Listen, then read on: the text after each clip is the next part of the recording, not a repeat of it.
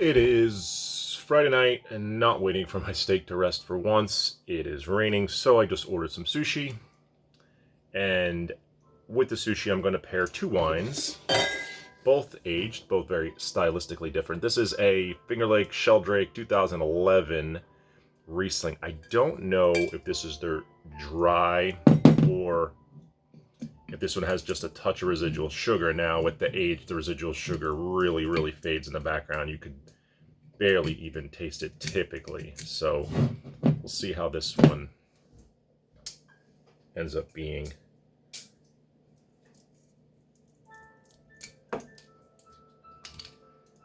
Hoping for good things.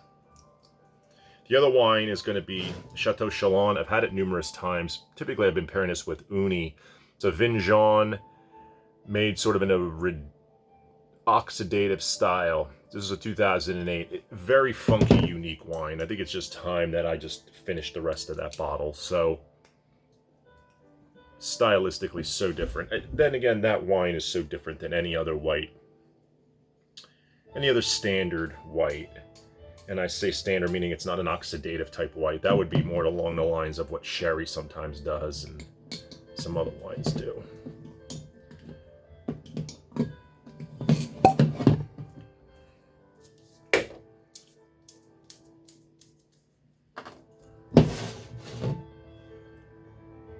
No Uni today, unfortunately.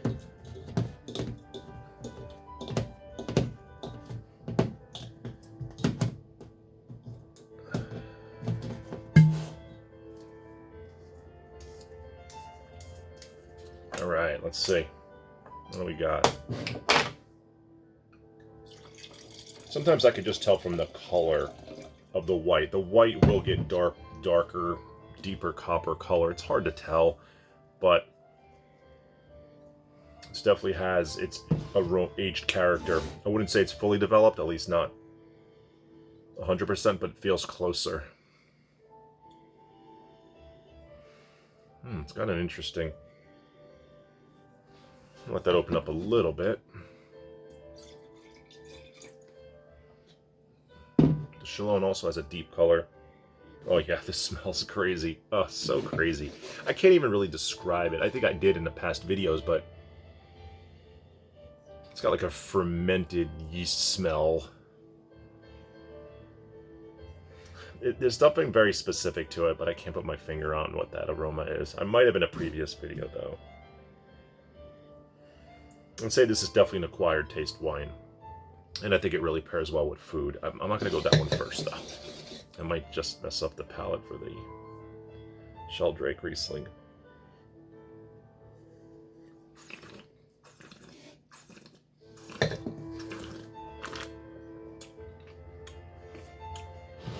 A little bit of petrol, not a lot.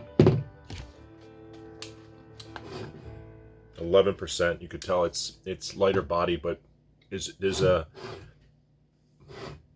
I think the residual sugar is giving it a little bit of a fuller bodied mouthfeel. So the sugar has dissipated, but that residual sugar that was in there gives it more of a texture. Very long finish.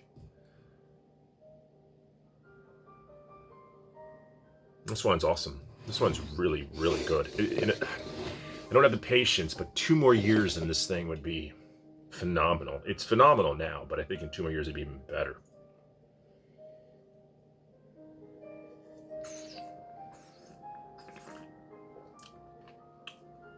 It's got like a lemon, like a mandarin curd thing going. And it's got a little bit of a desiccated flower aroma, like a desiccated dandelion. Odd. I'm not really getting a lot of the honeycomb and the beeswax. But it tastes amazing.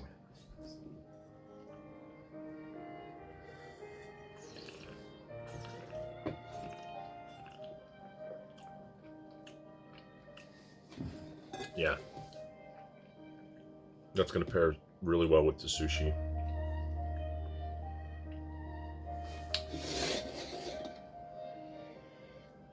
And like I said, I don't even know how to describe this.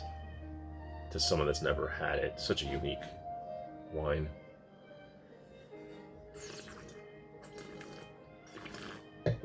Much drier. It is for what it is well made. Oh, there's an aftertaste there. It's like a chamomile.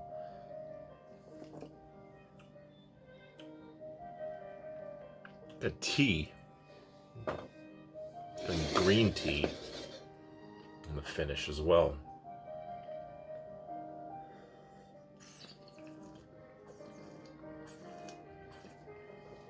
I've tried sherry a number of times. And it's just haven't got over the hump with the enjoyment of it. This kind of reminds me of sherry, but I really enjoy this far more, infinitely more than sherry. So it's got a long length too. These are both great wines, totally different but great wines. So something else I wanted to talk about. I'm always looking for Nebbiolo in a new region, in Italy specifically. So when I discovered Valtellina, there's Gamay, there's some other places that make wine from Nebbiolo grape, not just Barolo Barbaresco. Also there's, gosh, what's that one north? I know the producer can't, Gattinara, another region.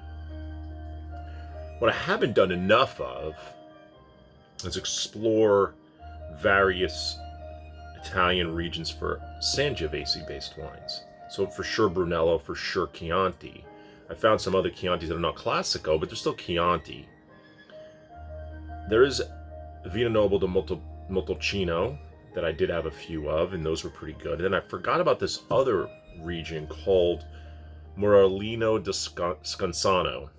And I can't remember the last time I had a wine from there, but very well priced. The Reservas have a little bit of oak aging, might be Barrique, might be a big wooden Foudre, but a lot of them are just no aging, just stainless steel or something to keep the freshness of that Sangio. I suspect it'd be a lighter styled region for Sangio, but doesn't mean it would be less quality by any stretch. So definitely a region I'm going to be looking out for. I feel like a Princeton Corkscrew, or I got to find a specialty shop that's going to carry that. I could see Joe Canal. Joe Canals is a pretty large Italian wine selection, but definitely a style or a region I'm looking out for. There's another wine I was reading in one of my magazines, and one of the many magazines I'm getting now. Now I've gone from just Wine Spectator to getting Decanter to getting Food and Wine to getting Wine Enthusiast. I have a stack like this that need to be read. So I'm looking at some, highlighting some things and things that I might be looking into. Right now my focus is really these aged whites and these 2020 Finger Lake Rieslings that have become my weekday wines. So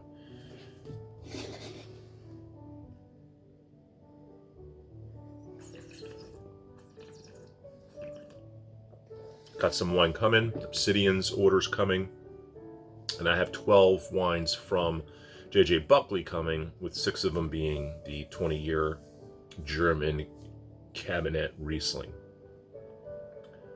So I'm hoping those are phenomenal, and I can buy a case or more and just store it and keep it, and always have something to fit that craving, to satisfy that craving of wanting an aged white. I don't crave aged reds as often, but I do love aged reds. I love a red with 5 to 7 years on it. Absolutely. I think when they get too old, they start losing a little of their body. Now, that's not always necessarily a bad thing. Like with Barolo, it's kind of a good thing. I always get ethereal and amazing. Pinot as well. I think when, I haven't had a red that was thinned out so much that none of the tannin and fruit was left, but it was all tertiary and acid. But in a while, I have had that happen. And those are enjoyable food wines.